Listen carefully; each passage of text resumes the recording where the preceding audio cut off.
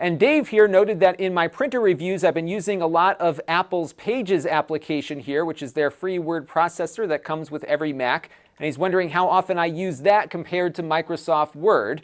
So I don't use either Word or Pages all that much because my primary go-to word processor is Google Docs. I put everything in there. It's been really, really helpful here on the channel, especially given that I have one person who does work for me who's off at college now, so we can collaborate on documents remotely without any issues. And even inside the office, when Corey's working on something, he can work on the same document that I'm working on at the same time. And it's really convenient and very, very simple. We don't have to look for documents or save them anywhere. Everything just gets backed up automatically. But I am using Pages quite a bit when I have to do a quick and dirty page layout. I am not a graphic designer, and what I love about Pages is that you've got a lot of built-in templates and other ones that you can acquire for free or for a small fee from someplace else, and you can very easily work with these documents. I can just grab a photo from my library here.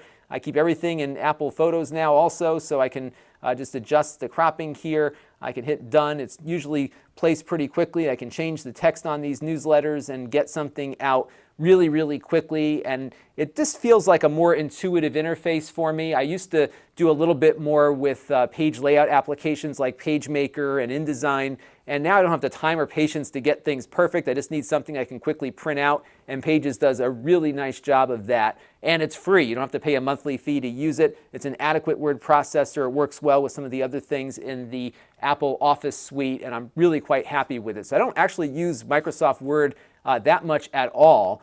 Generally, I'm importing Microsoft Word documents into Google Docs or loading them up in Pages, and that's been about it. Pages will export to Word, but the formatting, of course, doesn't always carry forward. They've gotten better with it in its current iterations here, but again, not a perfect thing, but it does seem to work okay. The version they have on the iPhone and iPad also is very similar in its feature offering. So if I'm out somewhere and I get a call to change something, I can actually pop open my phone, work on the same document that's in my iCloud account, and resave it, and off you go with it. So very convenient, not expensive at all, and very good to use. But my most favorite iWork application on the Mac is by far Keynote, and I'll go so far as to say this is my favorite Mac application, period. This is the application that actually got me to buy my first modern Mac in 2005 because the presentation software here is that good. It is better than PowerPoint. They actually made this for Steve Jobs to do his presentations on, and then they turned it into a product. And while it's a great presentation tool with a lot of flexibility, you could do like in-slide animations. I can move things around and zoom them out and apply different effects to things right in the middle of a slide. You can also take those animations and export them for use in video. You can even do alpha channels. So if you're looking to make a lower third, for example, you can put them together in Keynote, get nice transparency, really sharp-looking graphics, and a very easy interface to work with for doing some animations. It is so flexible and so easy.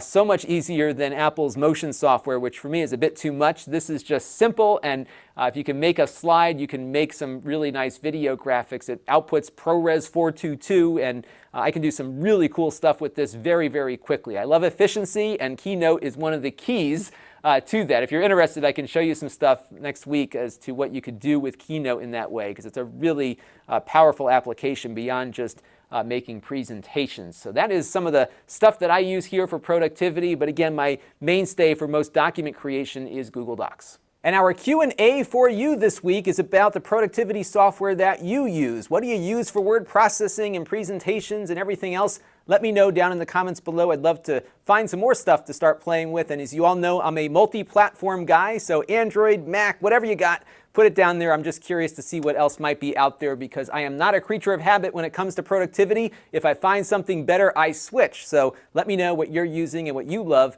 down in the comments below. This channel is brought to you by the Lon.TV supporters, including gold level supporters Chris Allegretta, the Four Guys with Quarters podcast, Tom Albrecht, Too Much Sauce, Gerard Newberg, and Kalyan Kumar. If you want to help the channel, you can by contributing as little as $1 a month.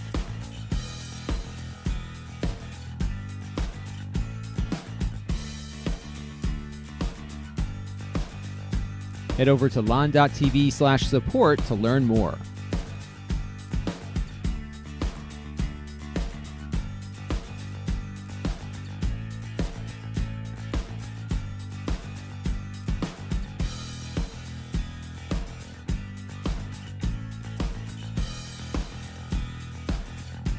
And don't forget to subscribe.